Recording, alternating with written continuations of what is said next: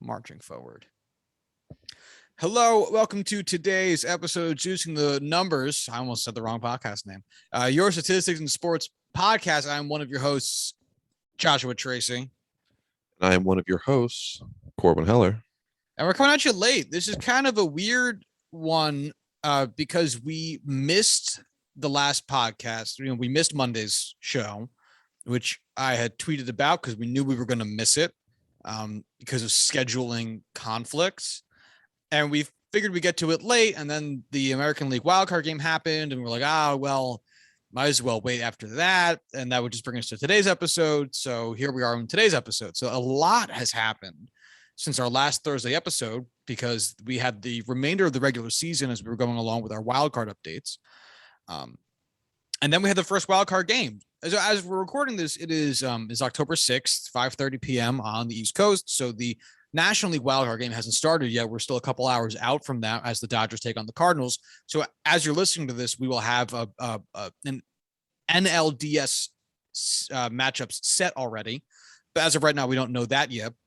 Although I'd be willing to bet we probably have less to say about that outcome than we do the outcome of the AL wildcard game, the ALDS. So I guess we can start with that chronologically. In addition to the litany of other things that have happened since we last recorded, the Jets and Giants collecting wins, Urban Meyer collecting shit, the Panthers collecting Stephon Gilmore. He is taken. Well, he dished out. If you accept the grinding, you must accept the grinding. So, fuck. I guess we'll start with the conclusion of the regular season for the MLB because I think that's probably the easiest place to start. So the Rays came into New York to play the Yankees. The Yankees needed one win to officially solidify their wild card spot. And they kept delaying it. It ended up culminating in what would have been a possible four-way tie scenario heading into the final game of the season on Sunday, October 3rd, as the Yankees and Red Sox were both 91-70. The Blue Jays and the Mariners were both 90-71, which means that if both the Red Sox and Yankees had lost and the Blue Jays and Mariners had both won, they would have a four-way tie. So it was very interesting at the time. Mm-hmm. And I would never root for the Yankees to lose. But I had to say, if they did, and we got a four-way tie out of it, I think I could live. That's worth the history, of this has just been an all-over year for the Yankees. It is what it is. You don't make history like that often. That'd be pretty cool. No, and we all have secondary rooting interests as people, as humans, as sports fans. And whether it's as basic as like one of my secondary rooting interests is the White Sox. One of Corwin's secondary rooting interests is like the Pirates. Not very hard because they're very bad and they hurt. But when they do well, you go like, hey, look, they did something. And one of my other secondary rooting interests is chaos. I am a colossal fan of chaos. If you listen to this podcast, I fucking love chaos. And if the Yankees had to die to introduce just a modicum more chaos into the atmosphere, I think I'd fucking take that shit 10 times out of 10.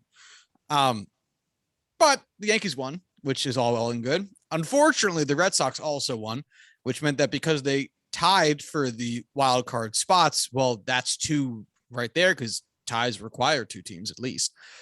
Which meant that, I guess I should say past tense, that no matter what the Blue Jays nor Mariners did, they wouldn't have made the show, which I'm not sure what matters, which one hurt more. What do you think? Because the Blue Jays won and their game on Sunday, and it didn't matter because they weren't going to make the playoffs. And the Mariners lost their game on Sunday, which also would have mattered because even if they had won, they wouldn't have made the playoffs. Which do you think hurts more, the Blue Jays winning and it not mattering, or the Mariners losing and not mattering? I think the loss is always going to hurt more regardless. It's like the whole premise of, all right, you don't leave the court until you make your last shot. You don't leave the range until you hit a good shot. It's like, yeah, it doesn't matter in either case, but at least one of them got to win, and the other team, goes into the off season, goes into the unknown of next year with just just an extra level of disappointment. It's tough because if you're a Blue Jays fan, you got out to an early lead, which means you're really spending more of the day scoreboard watching than you are, I guess, enjoying your team game. And I guess you can rest your hat on knowing that your team did everything they could do in that last day. But it's like you build the hope for it to still get kind of taken off from underneath you. Whereas in the Mariners instance, they got off to an early deficit. The Angels literally lead off home run from Shohei Ohtani and then never, ever, really came back at all.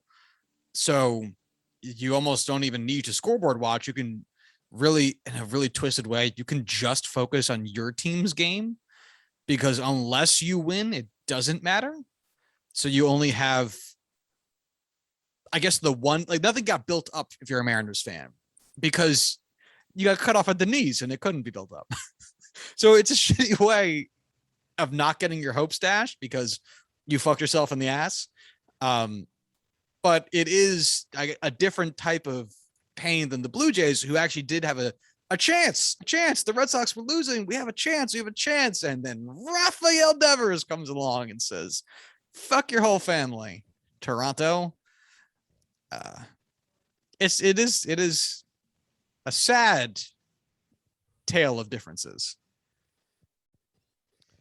Yeah, it definitely sucks for both teams, but at the end of the day, it's like you're both out of the playoffs, so I don't think either team is going to walk away feeling like they got that silver lining of, oh, at least we didn't have to sit and pull our hair out watching the other team, or at least we won, anything like that. It's like, all right, we still suck. We lost. We let it slip away. So I know we did like a whole episode on how on earth did the Mariners do this, and we came up still scratching our heads, because at no point did they ever really do anything especially well. But they won our hearts especially well. They did. They won the Battle of Fun differential, which is most of the war. And they ended up finishing second in the AL West, which is just fucking ridiculous. Do they have a September push for the playoffs next season too? Are they positioned for that? I don't know if they are. I just, like, you looked at what they were able to do this year and you applaud them. You think, man, you're really close. But you look at them going into next year, you look at all the other teams around them going into a fresh season. And I still don't know if I would put them as, favorites to win the division, favorites to make the wild card. I just, like, yes, they were able to pull it all together this year. It's really hard to pull it all together multiple years in a row, especially when you don't exactly have, a spectacular team to do so. Like, the Yankees weren't able to pull it together this year. They had an up and down season just like the Mariners did, but they have so much talent on that roster. You are going to have them be the favorites to make the wild card at least next year. I don't feel as confident with the Mariners roster. Yeah, you know what it feels like? It feels like a similar situation to what they just went through, where it's a little bit in their hands and a little bit out of their hands. So, like, for instance, what I mean by that is the wild card in the AL is getting bought up real quick. And there's going to be an arms race within the AL East about what happens with that. And there might even be some push from the Detroit Tigers. And so it almost comes down to, like, what does the rest of the AL do versus how well does the Mariners progress?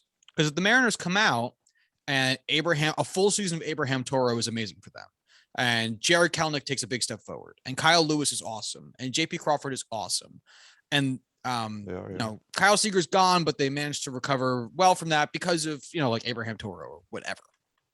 and all these things fall into place. They get a starting pitcher who's like a number 2 guy or number 3 guy that's enough for them, whatever.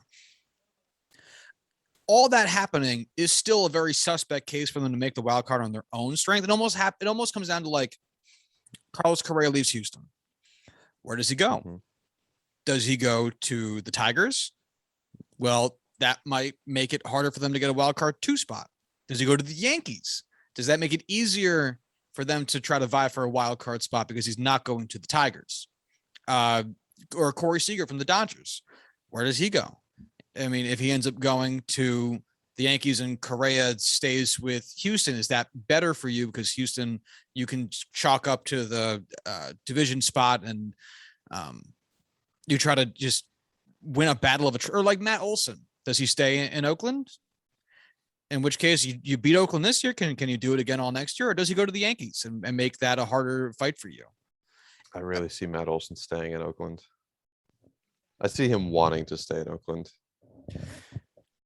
Does anybody want to stay in Oakland? And I mean that wholeheartedly and without an ounce of meanness. Does anybody want to stay in? No one ever does stay in Oakland. No. You know what I mean? Know. Yeah. Okay, hold on. Total deviation. What's the longest? Can you think of a lifelong A?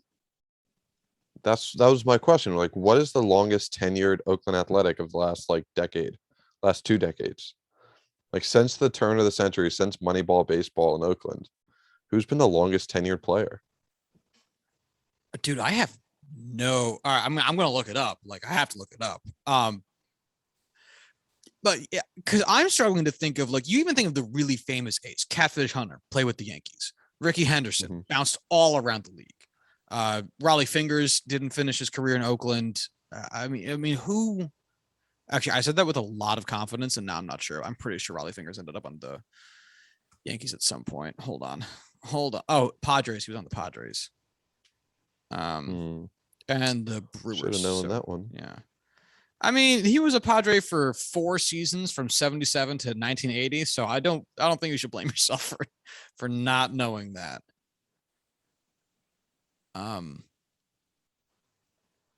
Okay, hold on, folks. All right, so we had stopped briefly while I could look this up because I wanted to make sure I could get an answer and a readable answer in a timely fashion. And thank God I paused it because, oh boy, it took a second. And I'm still not convinced this is going to be a great answer because there's at least one player on this list I can point to immediately that left the A's and went back again. But Corwin, I got a top 5. Oh man, even the top 6 players. This is a fucking. So what this is I ran a query in StatHead on Baseball Reference about the players with the most games played for the Oakland Athletics from the year 2000 to 2021. Corwin, give me some names of who the fuck you think is on this list. Coco Crisp. Coco Crisp is number 5 on this list with 734 games for the Oakland Athletics, which Corwin is only 6.5 seasons. That's not good. Oh, I can barely hear you. Can you hold your mic up a little bit? Yeah, sure. I said that's not good. It's not good. It's not good. That's not good at all. 6.5 seasons is top 5 in the last 20 years with the Oakland A's. Who else could you imagine is on this list? Stephen Vaught. Not in the top. Like he's 23rd. Okay. Long time Oakland A's. I'm gonna be honest with you. I do not know who number 1 is. Wow. Who's the dude with the funky mustache? He's not even on the team anymore. It doesn't matter.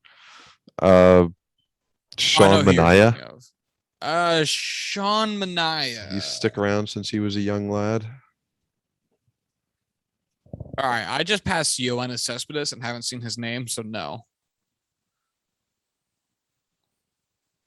I have nothing.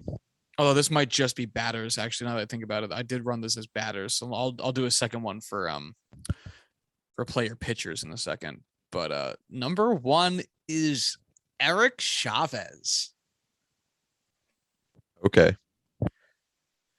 who had a good career. He played for Oakland for 13 seasons from 1998 to 2010, and then played 2 years with the Yankees that I have absolutely no recollection of in 2010, 2011, 2011, 2012, and then finished his career with the Diamondbacks in 2013 and 2014. He has a career 38.3 WAR and 115 OPS plus, 6-time Gold Glove winner and a Silver Slugger. And I wiped this man out of my memory. I have no recollection of this man. He played for my favorite baseball team. I didn't have to wipe my memory. I never knew who he was to begin with. Yeah, that is your number one guy. That is the reality of that man. That man right there. I want a reference team. Give me a reference team that you think probably has a player that's been there for longer over that same stretch. Brett Gardner with the Yankees. Well, I mean, like, give me a team so we can put some of these numbers into perspective. What's like the the Cardinals have so many. Let's do like the Rays, because I feel like they're not going to have many at all. Oh, that's probably a good call. Like Chris Archer is going to have numbers, but I don't think he's going to have any. Like, I don't think he would count towards like continuous, because, well, by all means, he's been there and back again. All right, Bilbo There and back Baggins. again. Yep, that's the word. That's the reference I was trying to think of.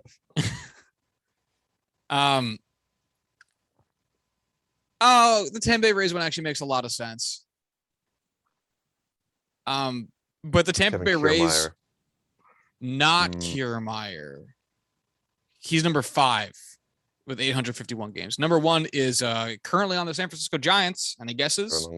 Evan Longoria, 1,435 games, which is better than Eric Chavez at 1,189. And even the number 2 guy, Carl Crawford, who has 1,235 games with the Tampa Bay Rays, beats out the number 1 guy for Oakland over that same stretch. And the number 3 guy is dangerously close to where their number 1 guy is, who is Cubs legend. Went to the Cubs with Joe Madden when Joe Madden switched from being the Rays manager to the Cubs manager. Who is that player, Corwin? With Joe Madden. He won World Series MVP. David Ross? Not David Ross. Fucking what's his name? Ben Zobrist? Ben Zobrist. Yeah. Wow. I forgot he played with the Rays. Yeah. Well, I think that's the thing. Like, his career at the end with the Cubs felt so magical and stupid that it really just wiped the Raysness completely away from him. Right. Yeah. Damn. Way to go, Ben Zobrist. Yeah, right. Way to go, Benny Z. What's the story with him coming with Joe Madden? He was just a favorite player of Joe Madden's. And so when Joe Madden switched from, left the Tampa Bay Rays and went to become the manager of the Cubs, Joe Madden was like, I'm bringing fucking Zobrist with me. And then he got Zobrist. Hey, power to you. All of it. You got a guy you want, you're taking him with you, Yeah. So Ben Zobrist apparently has 2 World Series rings. Oh my God, that's right. He was on the Royals when they won 2. I totally forgot about that. Ah, damn. What a career. Yeah, I completely forgot he was on that Royals team. I still can't believe he won World Series MVP. He won the World Series in back-to-back seasons. That's a hilarious stat because he was on the 2015 Royals and the 2016 Cubs. Wow. Yeah. Good on you, bud. Seriously. In those 2 years, 2015 and 2016, his WRC plus, his OPS plus in each season was 121. That's interesting. Thoroughly impressed. Anyway, yeah, the Oakland A's don't have a lot of players that have been there for a long time. That's really so. The number one guys, like I said, was Eric Chavez. The number 2 guy is Mark Ellis. I don't know who that is. I gotta say, once again, neither do I. He played for them from 02 to halfway through 2011 when he eventually got traded to the Colorado Rockies. He then played 2 seasons with the Dodgers from 2012 to 2013, and then finished his career in St. Louis in 2014. No recollection of this man at all. And then their number 3 guy is Jed Lowry, who just made his return to the Oakland A's. So you kind of even have to take this one with a grain of salt, or with a big caveat, because he just played an additional 139 games with Oakland. And this is actually, this is his 3rd stint with Oakland. Wow. I forgot Jed Lowry had a season with Houston. I also forgot that immensely. So Jed Lowry's career, hold on, this is hilarious. Jed Lowry's career, 4 seasons at the beginning of his career with Boston. Absolutely don't remember that. No. Then 1 season with the Astros in 2012. Then 2 seasons with Oakland. And then 1 season with the Astros. And then 3 seasons with Oakland. And then 1 season with the Mets. And now he's back with Oakland. Okay. Yeah, sure. But yeah, there's not exactly a lot of. Then number 4 is Marcus Semien, who's not in that organization anymore. Coco Crisp, who's retired. Kurt Suzuki, who's not with that organization anymore. Number 7 is Bobby Crosby, another name I do not know. And then it's Miguel Tejada, Mark Canha, and then Chris Davis with a K is number 10 on the list.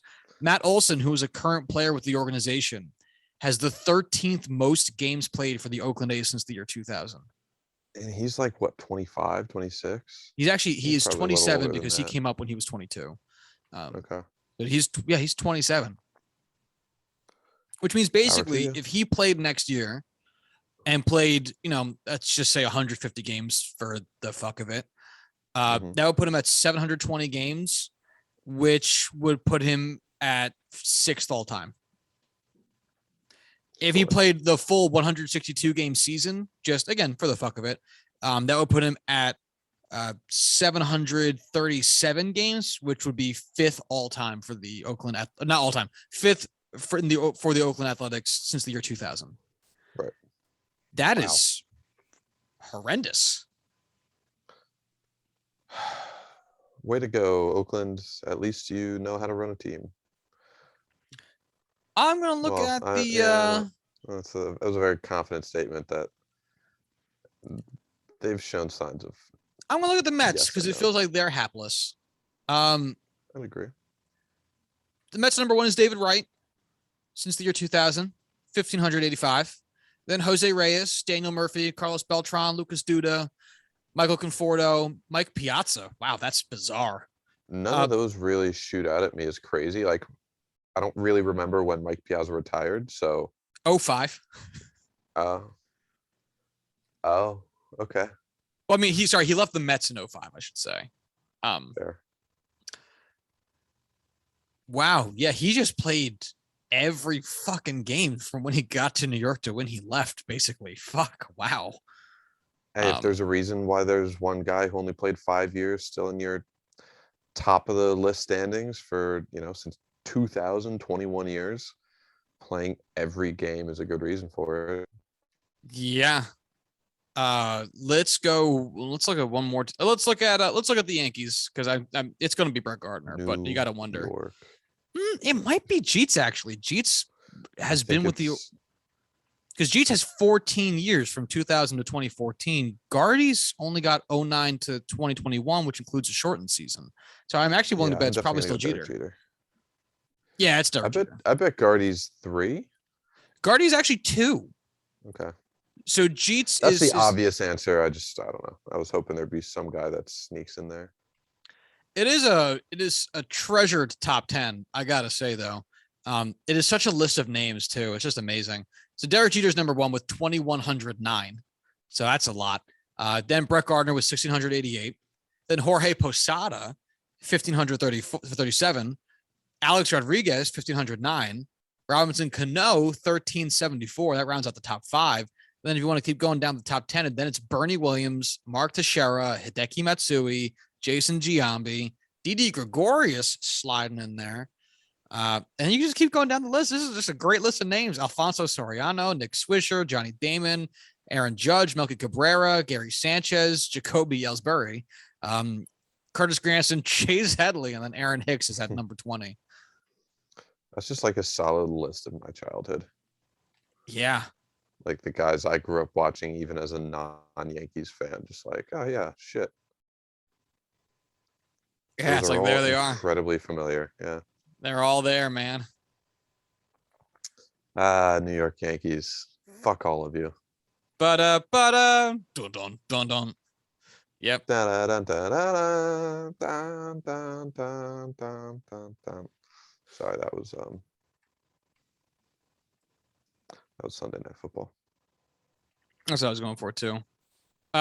In case anyone else is wondering, the pitcher with the most appearances, but it's games played as a pitcher, not games on the roster as a pitcher. So it's not really the same thing. So all these are relievers, but the guy with the most games played as an Oakland A since the year 2000 is Jeremy Blevins with 281. Jeremy Blevins. Wow. Sorry, Jerry Blevins. I added letters to Jerry's name. Sorry, Jerry. That Jerry doesn't change my Blevins. reaction. Oh God, his picture on Baseball Reference is not a good one. Sorry, Jerry, you got hosed. Yeah, then Yusmeiro Petit, Sean Doolittle, Chad Bradford, which is a hilarious name. Chad Bradford. Liam Hendricks. Oh, and then one of my all-time favorite modern day baseball names, Houston Street. Totally forgot about Houston Street. That is his name, Houston Street.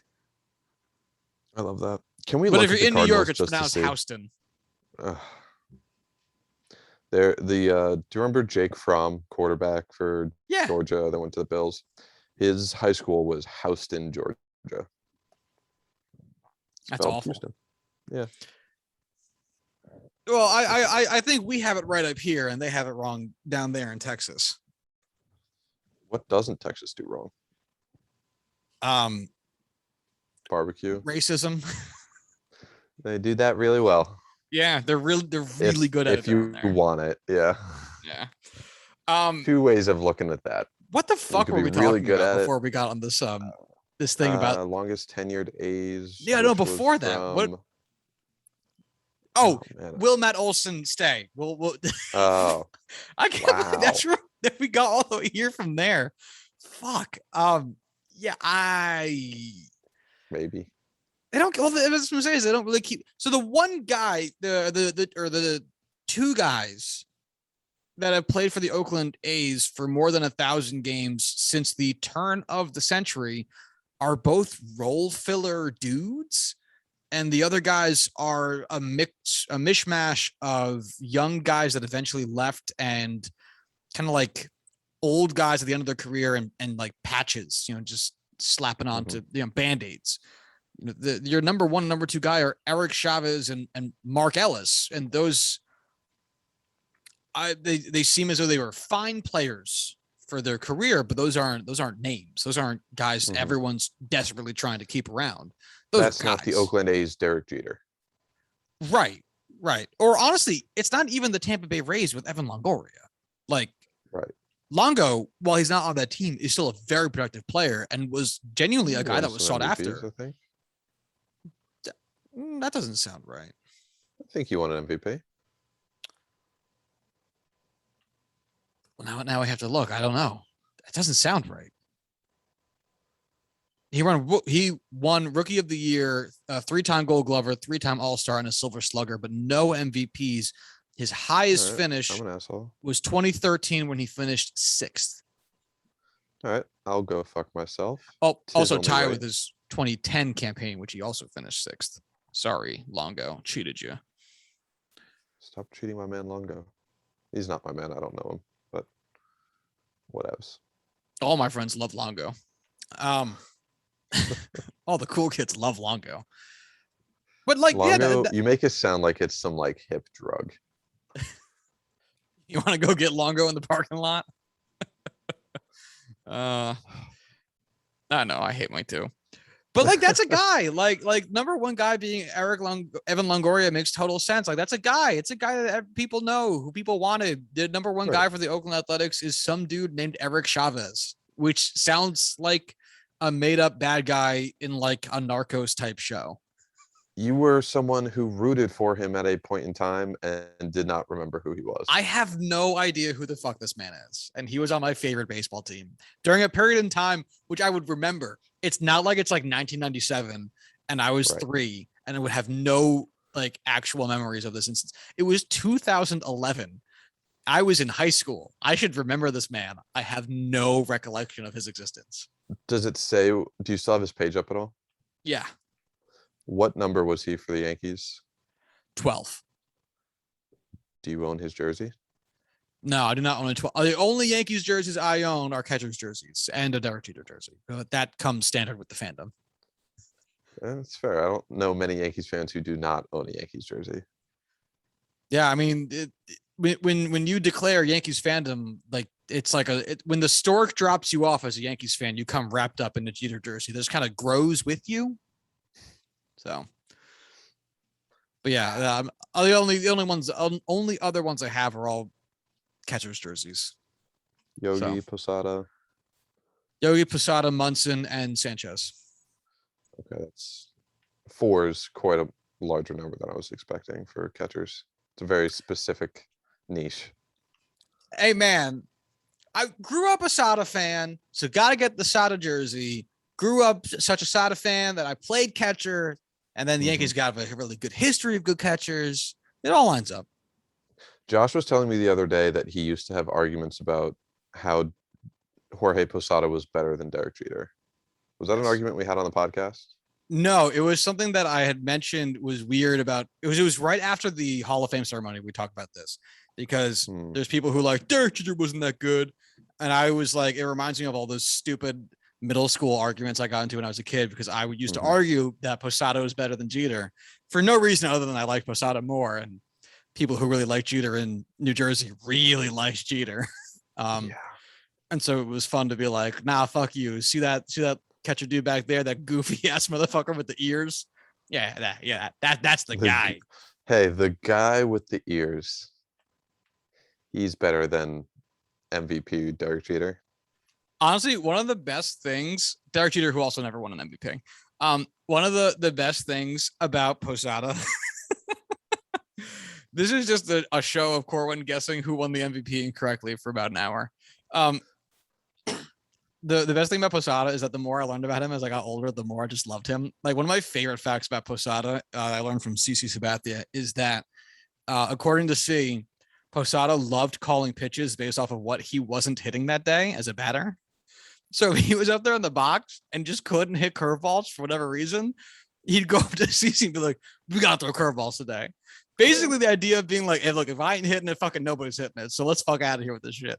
That's fucking hilarious. That's absolutely hilarious. I also love that he would just do that with a pitcher who's like, yeah, I'll throw a nasty curveball that nobody can hit. Yeah, that genuinely works out perfectly. I will assist you in being petty as fuck for no reason. Oh God, I love it. I love it so much. We've gone off topic so much. So I don't think Olsen. I'll put it this way: I don't think Olsen's going to stay with the A's. I can't believe that's where we started. Honestly, it would be interesting to see what the A's do, especially because in regards if they keep Billy Beane, there's been a lot of conversation about. And it's a bunch of writer shit, and makes you wonder how much of it's real. But there's been talk about like, will he go to the Mets? The Mets Steve Cohen has a relationship with Billy Beane. It's like when you're a billionaire, you probably like have ties to fucking everybody that you want to. So I don't think that means much. But if he goes over to the Mets and whoever replaces him in the front office sees it as an opportunity to kind of tear down and reset, which is not unheard of when teams change GMs in a non-playoff atmosphere. You could see a total strip down. You could see not just Olsen leaving, but I mean Chapman being traded, Sean Manaea being traded. They just traded Jesus Luzardo, who I know that they must have been low on, but you could trade Starling Marte for great value at this point in time. I think they definitely will trade Marte. I don't know if they will trade Chapman just because he was not that good this year. He led all of MLB in strikeouts, I believe. Yeah, but he still has shown it in the past, and with his glove abilities, I could certainly see him benefiting a team elsewhere. And if the A's are looking to reset, I'm not saying that they should, because I think we've established over the years that trading pieces to get cheaper to reevaluate is almost never the best way of doing it, because then I think you more often end up like the Pirates and the Orioles, where it's like, oh, you're just bad forever, and trading away everyone that shows a flash of value the second they show it. But if we're speaking in the realm of what would actually happen, I could see a lot of competitive teams even wanting to go after Chapman just because he's very good in the field and has shown the ceiling capability of doing something great in the box. But who knows? Yes, sir. All right, we have so much else to get to. Let's abandon this topic, please. So, all right. Stage is set. Yankees Sox tied in record, but because the Red Sox have the season series edge on the Yankees, that means that the game is played in Fenway. And this game has already happened last night by our time, happened 2 nights ago by whenever you're listening to this.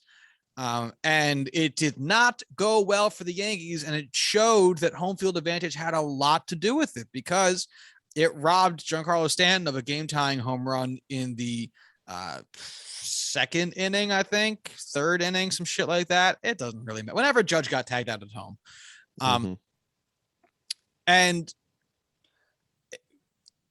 it's that type. And honestly, there was actually a decent number of flyouts because the Yankees, I think they had like 4 groundouts, 3 groundouts the whole game, which is unlike them in a good way, but weird.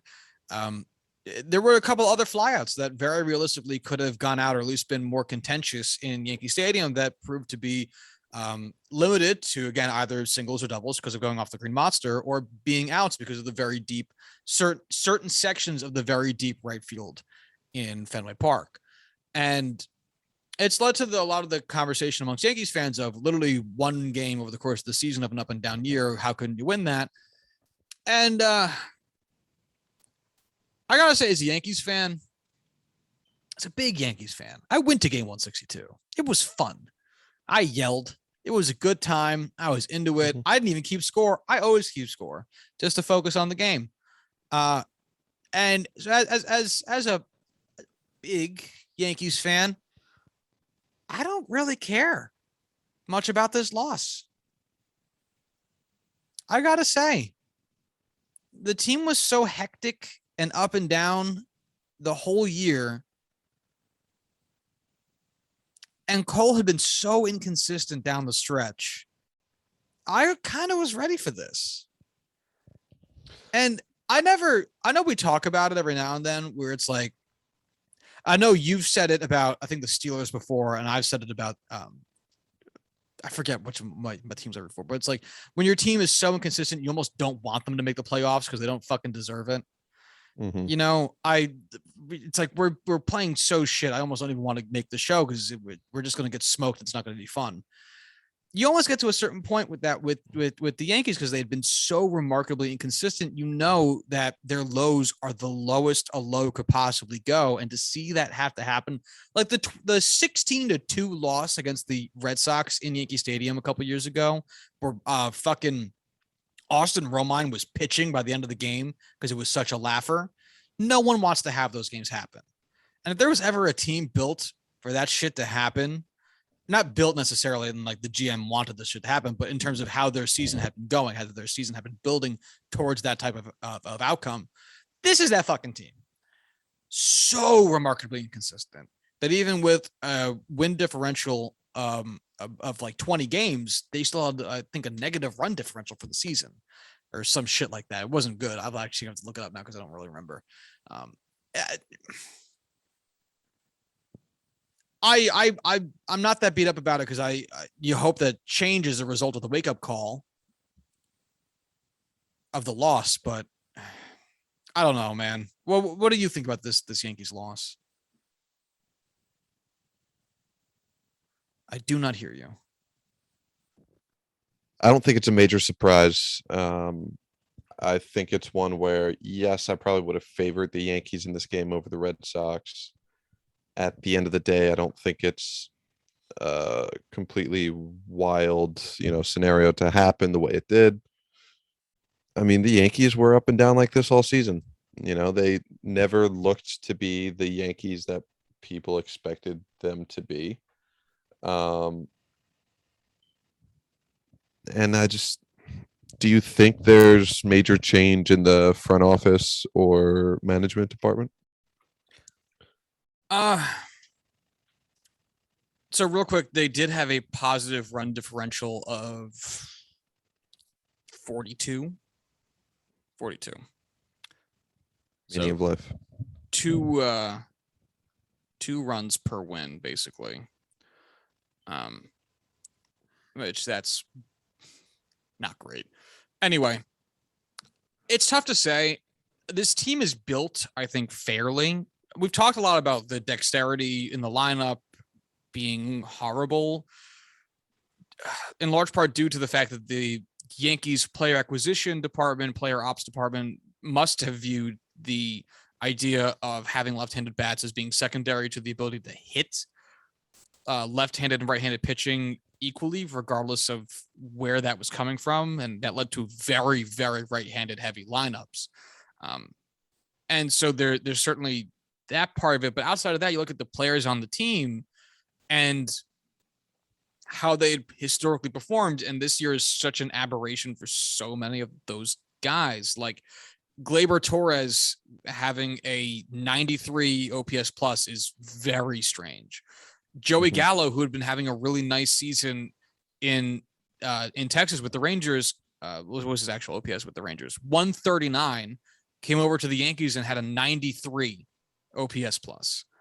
And you can shave the beard. You can pick your poison on it. Brett Gardner obviously didn't have a stellar year. He wasn't brought over here to have a great year, but Aaron Hicks got hurt. Gio Urshela had a down season. They played a ton of Kyle Higashioka, who had a 71 OPS plus and still managed to participate in 67 games, which is fucking stupid. DJ LeMahieu turned into a pumpkin, which I think most people probably saw coming. They refused to play significant time, give a significant playing time to Luke Voigt, who had a 109 OPS plus and only appeared in 68 games. I know he was between a lot of injuries, but nonetheless, a lot of fuckery with how these players performed given their historical performance and how one would expect them to be used. It's tough to pin that on the front office necessarily. If you were told me that there were management and coaching changes, an overhaul in that department, I think I would more readily. Do you think Aaron Boone should go? This is now being. I don't know debated. Aaron Boone well enough as a manager to really say, with confidence.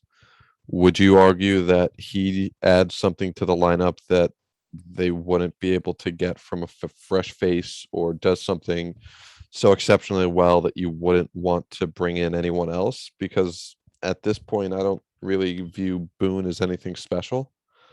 And after the season that they've had with, some of the headlines that they've had, I think it wouldn't hurt to just kind of bring in someone fresh like they've done with the last few managers that they've had. I would be in favor of getting rid of Boone, and it's because he's too slow on everything. And I don't just mean the pitching changes.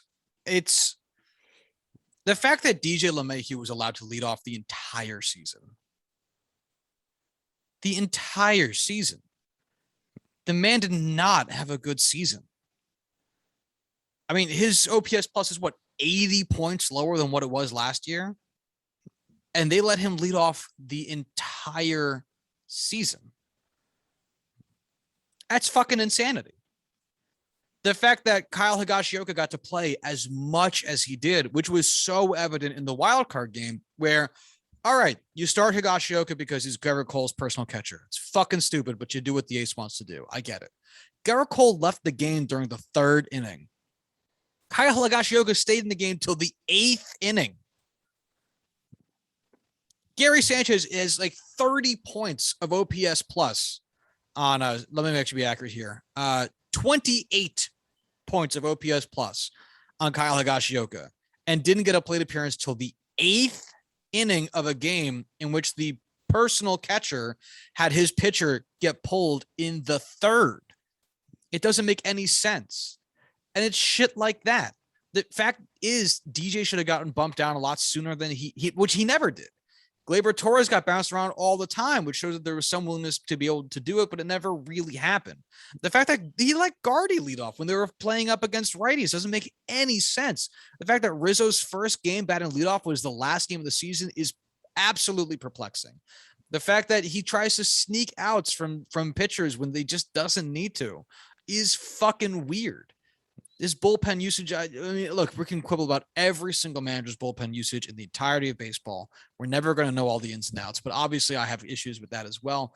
But it's really the fact that he let Gleyber chill at shortstop for as long as he did when it was very evident it was not going well. You can look at all of it. All of it's just bizarre. The fact it took Stanton like 3 years to get back in the field. Mm-hmm. Which we talked about ad nauseum in the past. You're telling us that if Stanton was in the National League, he just wouldn't have played the last 3 seasons? Like, he's so slow. He seems so much more like an analyst than a manager. And the difference is, if you told me Boone knows exactly what to do, looking at a scenario, looking at all of his variables, taking the time to analyze them, go over them, and then make assessments, I would probably believe you.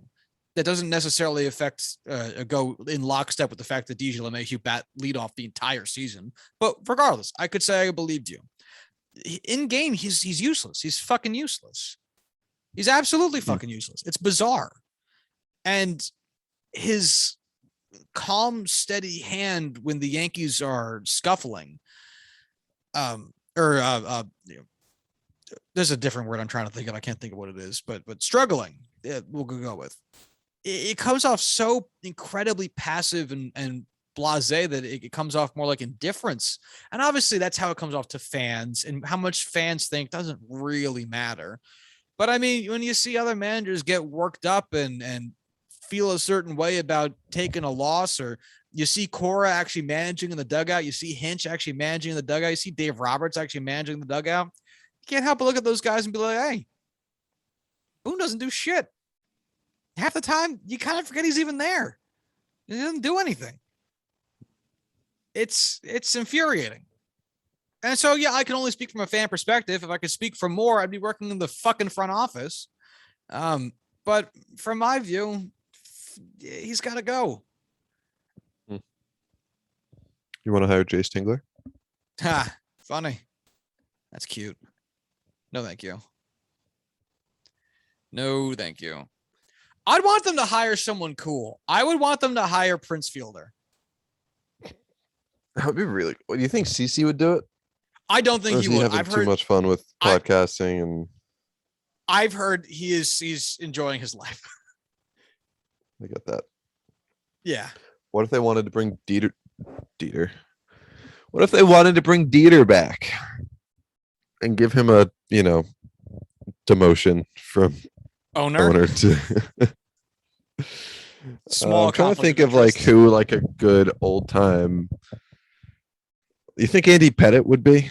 He just seems like the kind of guy who would be a manager. Head piece. I don't know. It's tough because my impression of Tite is that he's a quieter type, and from what I've read about CC talking about him and his interactions with the other players, is that he's very much so more like one-on-one. I'm not sure how. And when I say not sure, I mean like genuinely no fucking clue how that translates into having to lead the entire staff and be vocal. I'm sure he's smart as a fucking whip. I mean, you have to be to last as fucking long as he did in the MLB. But I don't know. I'm not sure I get the managerial vibe off of Pettit. So if you could pick a former Yankee, I guess you could pick any former ball player, but I know you'll. Which know is most why I about went with Yankees. Prince Fielder. Honestly, I'm Yeah. being completely serious. I'm being 100% serious.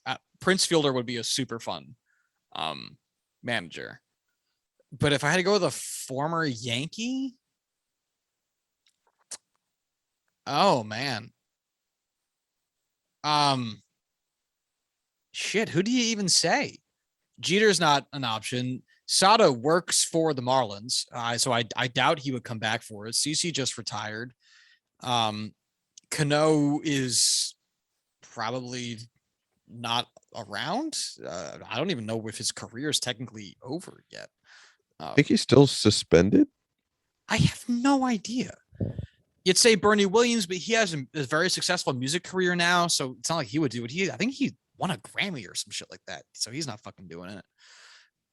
This is going to be a hot take, but I think Mark Teixeira is kind of an asshole, so I really would not want Mark Teixeira. I don't think that's a hot take. I've heard that quite a bit. Yeah, I've heard him talk a lot in his post Yankees career, and man, he seems like a fucking asshole.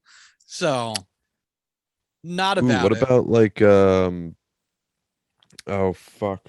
Oh, I'm blanking on his name. Not Tino Martinez would be fun. Nick Swisher. What about him? Oh my god, no. I love Swish, and if you told me that he was getting brought on as a bench coach, I would probably buy it. He'd be a pretty fun bench coach, but Swish as a manager, I'm not ready for that. That's fair. I can't fault you on that logic. There's some Yankees fans who want to bring in Beltran. I think that'd be fine. He's got some pretty tarnish. His name is pretty tarnished. It is, but I mean, Hinch is managing again and Cora is managing again, so it's almost like, what does it fucking matter, you know? Fair, yeah, that's fair. That'd be pretty cool to bring him in. Yeah, but I don't know. I don't think it's going to matter the world over when we look at next year for the Yanks because there's so much more player personnel reason for why they will succeed or fail next season.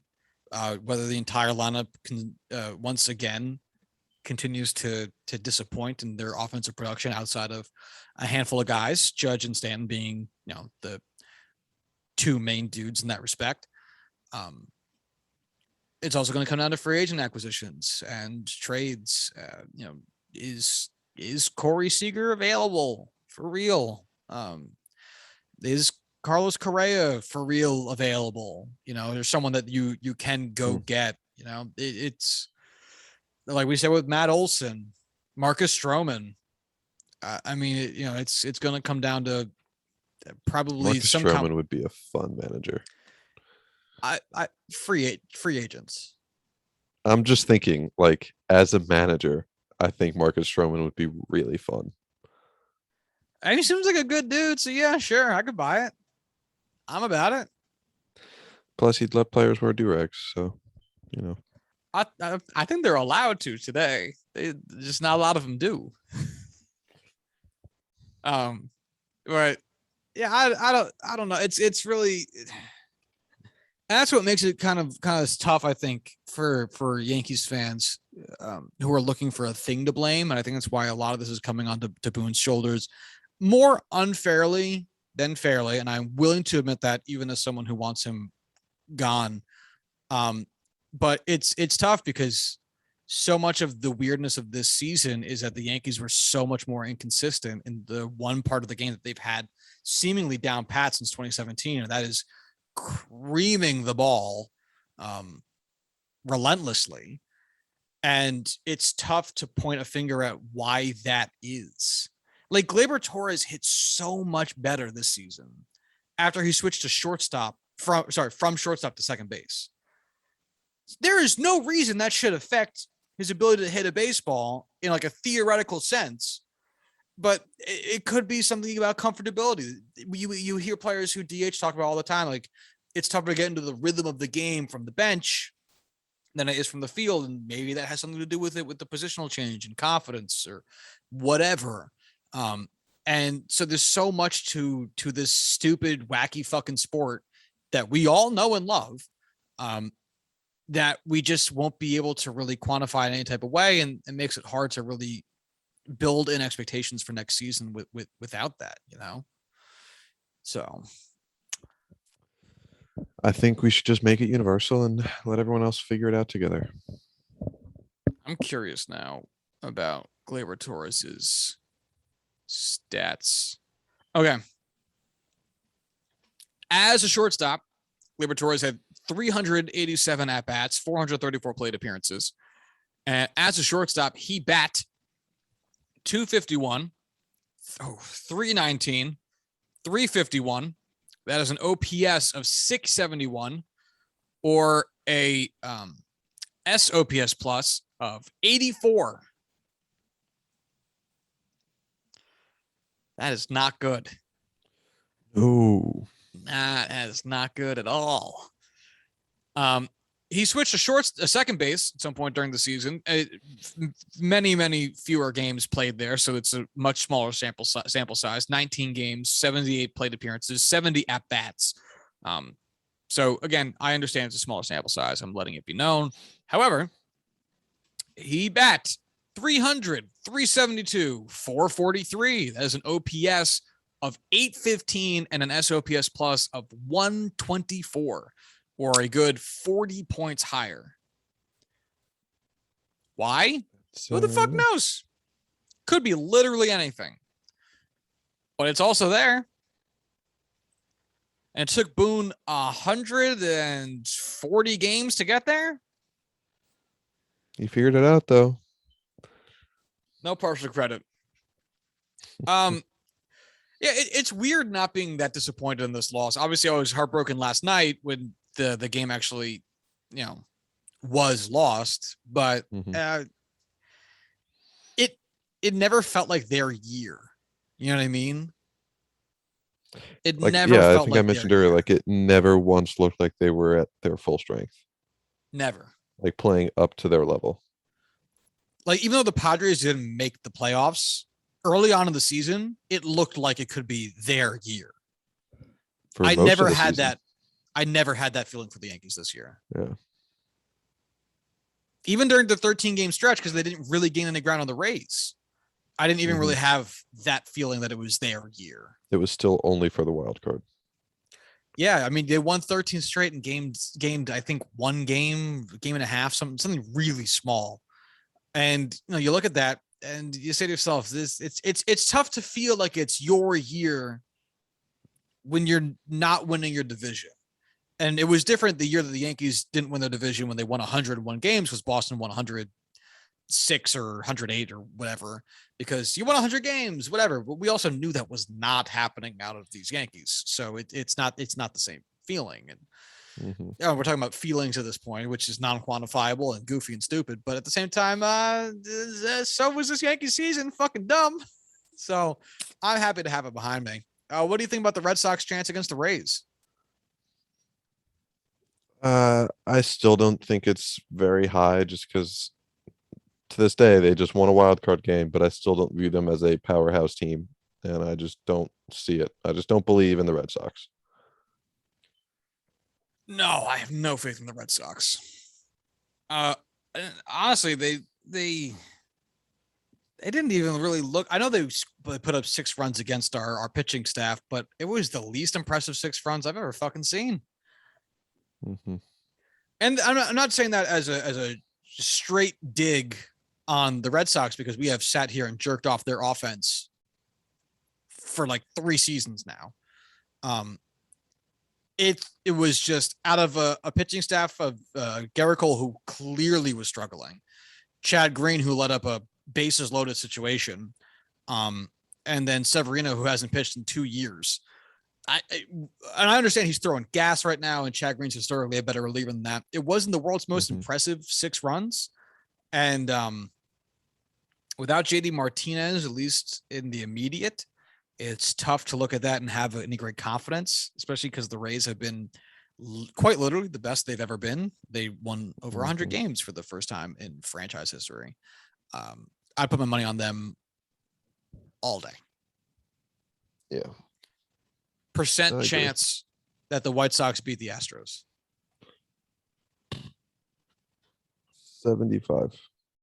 75%. Yeah. I like that. Yeah, at this point, if you are a Yankees fan, you are de facto a White Sox fan, which works out for me very easily. But there's because you can't root for in the division. You can't root for the Rays. You can't root for the Red Sox. No. And maybe you can root for the Astros if you have a short memory and don't give a fuck about the cheating scandal, which is fair. I'm not saying you should give a fuck at this point. You can root for the Astros, but there's certainly plenty of reason not to. I think the only team left in the AL that you can comfortably, at the very least, not give a fuck about if they make the World Series has to be the White Sox. Yeah. I don't know who else I'd root for. Let's go close. I don't really want to root for any of them. Yeah, let's go Sox. Let's go Sox.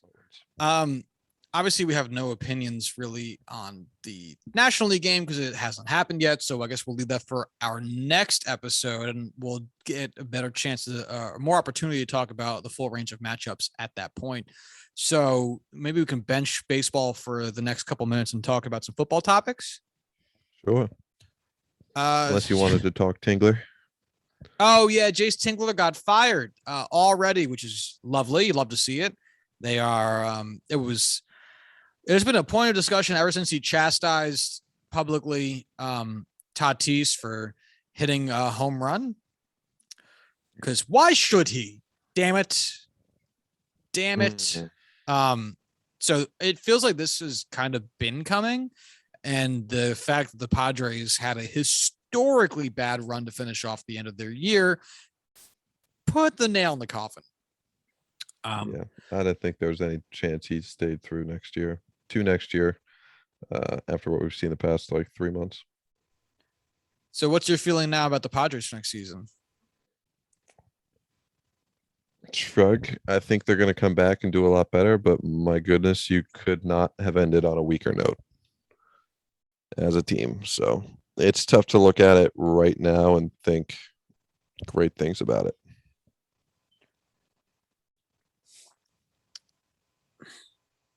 It's we've talked about this a lot. It is not the same as when your favorite NFL team gets a new coach and you know that drastic change can happen from that. Mm-hmm. We're gonna switch from a 4-3 to a 3-4.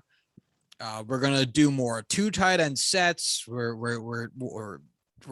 finally switching from ground and pound to air raid, whatever. There's no play calling in baseball. Right. And there are certainly decent and impactful changes that can happen.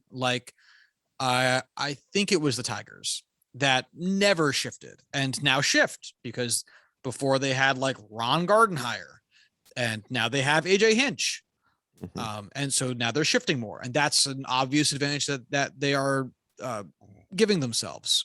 You can switch from throwing lots of sinkers and 2-seamers to throwing more sliders and curveballs. You can switch from level swings to uppercut swings. But at the end of the day, the quantity of effect that all those things are going to have is questionable, especially in trying to tie that directly back to a manager.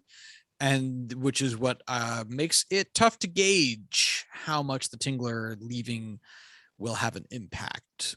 But morally, spiritually, emotionally, it's got to feel pretty good. It's inspiring compared to what we've been dealing with Tingler. I just don't yet have the confidence without knowing who's going to replace him, how guys are reacting to going into next year. You also got to feel, because I want to contrast this against the Angels, because you also got to feel good if you're the players.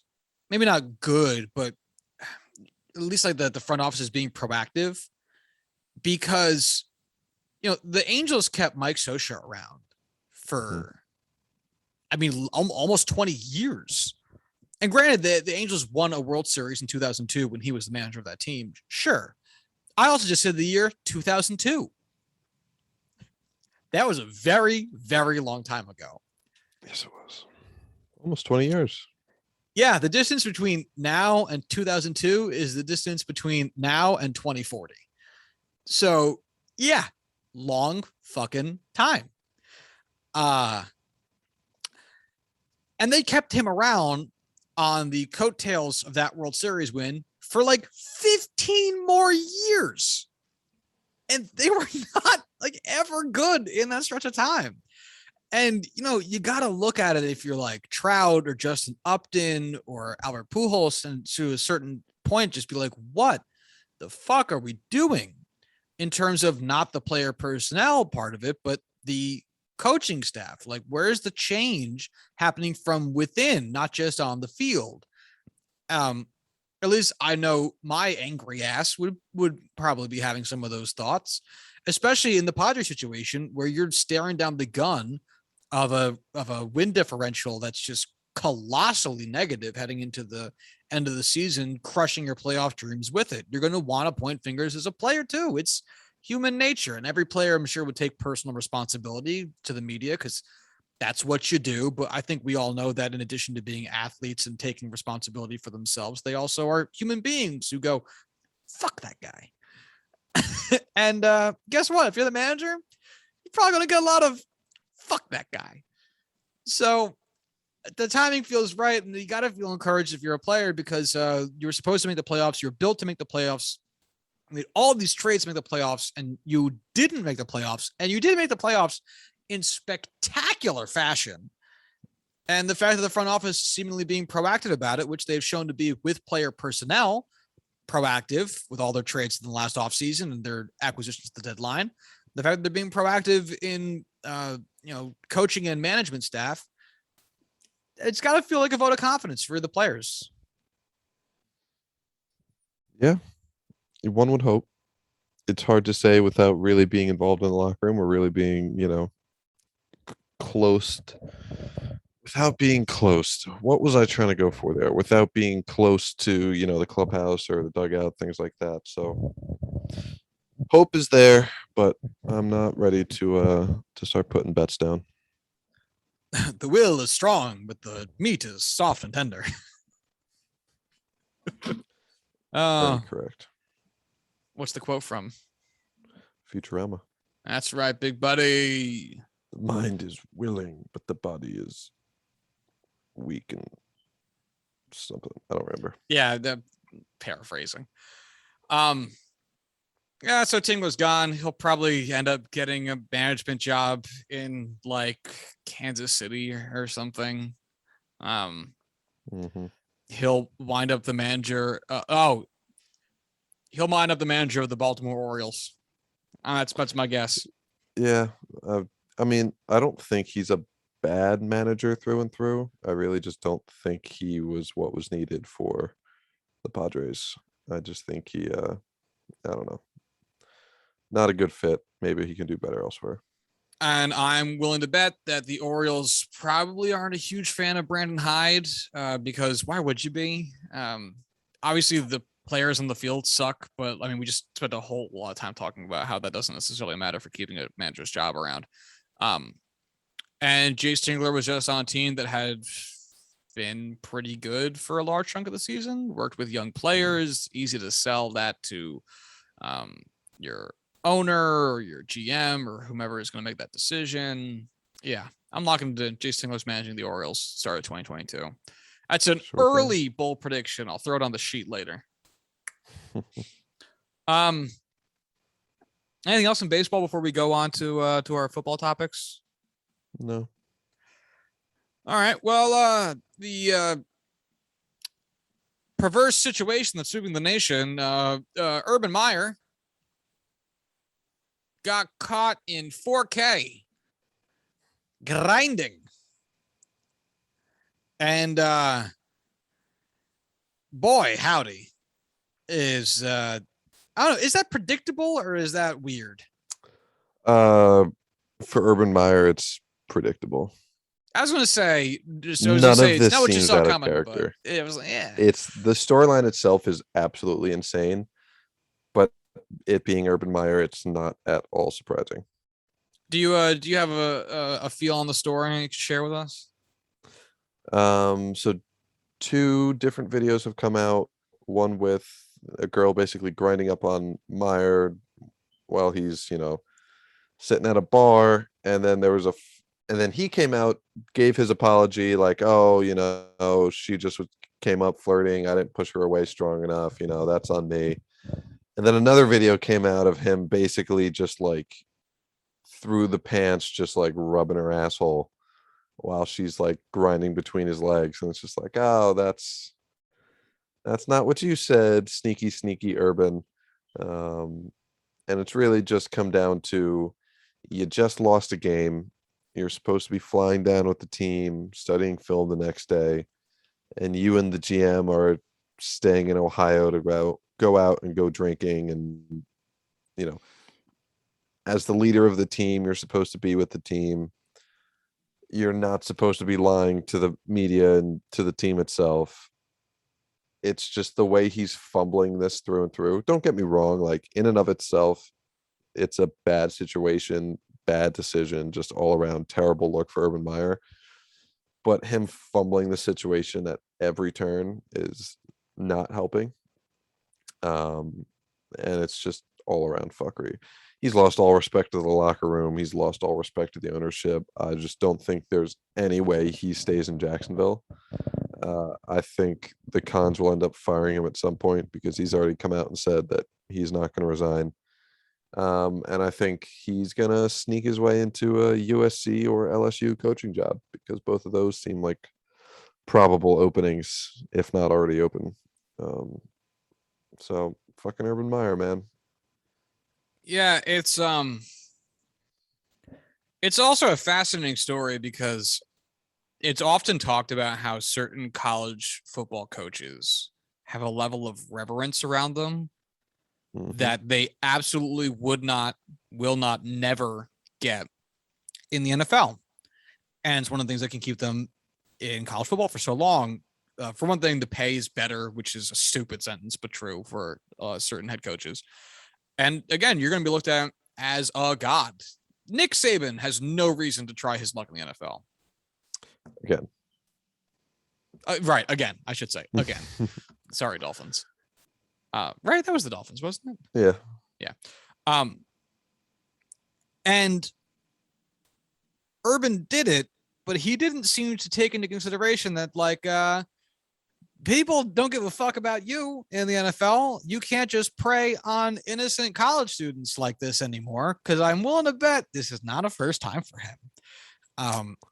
And expect to get away with it. You are a much higher profile person. People know who you are. I know he was in Ohio where he's already a well-known guy in the first place, but still, I mean, it's not the same. He was at a bar that he owned. Oh my God, really? In Ohio. I didn't know that part of it. Yeah, that was his bar. And there's a lot of reasons this shit's fucked up. He's cheating on his wife. He's the head of a locker room in the NFL, which bears a lot of responsibility. He also, I think, literally wrote a book on personal responsibility.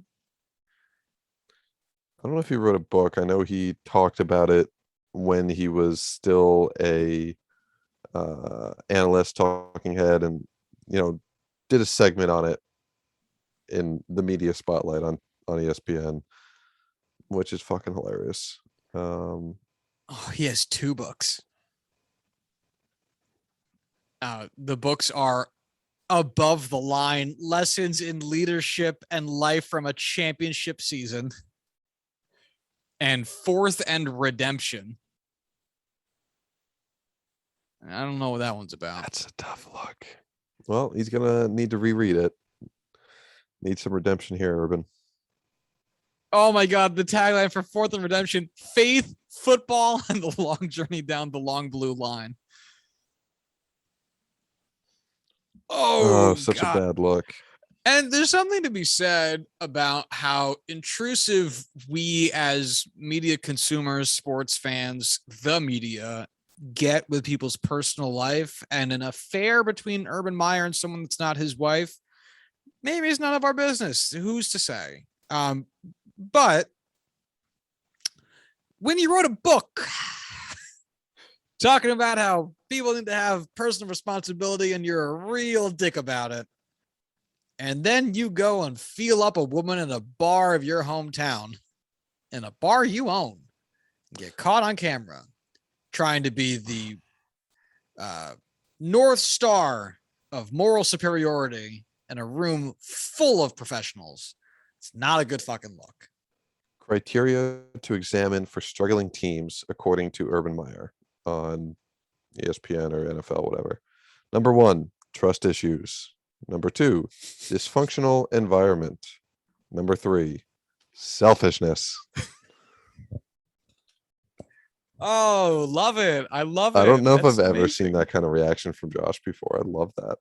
Oh my God. It's like the Onion wrote an article about this situation. Yeah, they did. Oh my God. That's amazing. That's amazing. Yeah, fuck this guy in the face. Oh my God. Reality is so fucking funny compared to fiction. Like it's unstoppable. Yeah. And like you said, I don't know how you regain a locker room after this. You're caught in a bar feeling the asshole of some random woman grinding up on you on like a fucking Wednesday. Like, how do you come back from that in a locker room? I mean, fuck this dude's wife. I don't know anything about their relationship, but like, how the fuck do you look at they've been married 37 years. Well, she's taking a whole ass house with her on the way out. I mean, how do you look at Trevor Lawrence and be like, let me tell you about life, kid?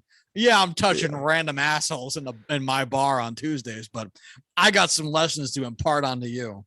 Yeah, Trevor Lawrence, who's engaged to like his high school sweetheart, is like uber Christian and just there's. Hold on, can you say that again? There's any way for him to come back and win the heart of this locker room again. I think the Cons just need to, hey, you have cause to fire him. You need to use it while you can because it's a free out from a massive contract. That's also true. I forgot about that part of it. Yeah. And like this isn't something that it's not like it's the first time where this has happened to Urban Meyer. Like he got caught banging a co-ed at Florida. I didn't know that. Yeah, and him and his wife like got into this huge thing, and then she went and cheated on him, and there's so much fucking drama. Every time he's left Florida, he left Ohio State. Both times were to spend more time with his family because of shit he's fucked up. It's just this is who he is, and if you don't move on from him now, you're just setting yourself up to go through it again because he's not going to change. He never has. This isn't like he's a 21-year-old kid coming out of the NFL, has just been handed everything and just doesn't know how to handle the realities of life, and he needs to learn that. He's gone through it. He's been there before. He's been in this fucking situation before.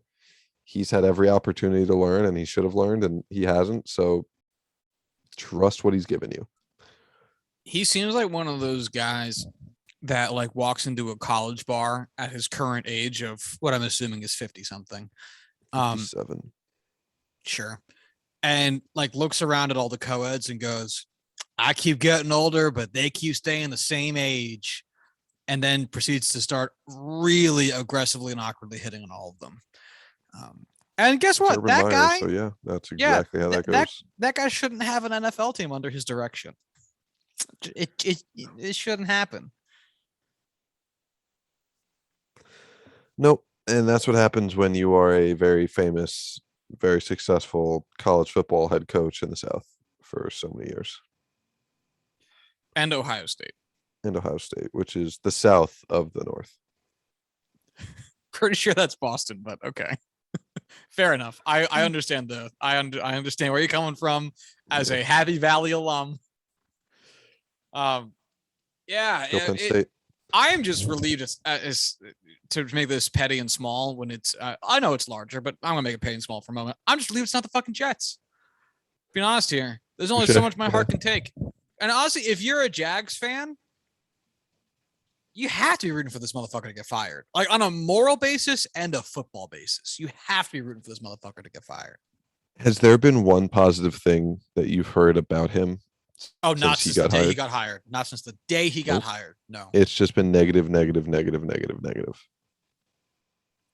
And again, I can only imagine this will get worse. Like this is not the actions of a man who seems to have it all together and just let things get out of hand one time.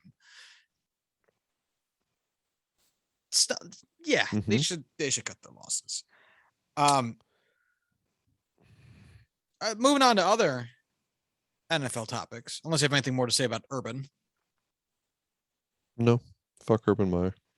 Richard Sherman's on the Bucks. Do you have any feelings? No. Makes sense. Yeah, I would also like to offer a large, sure.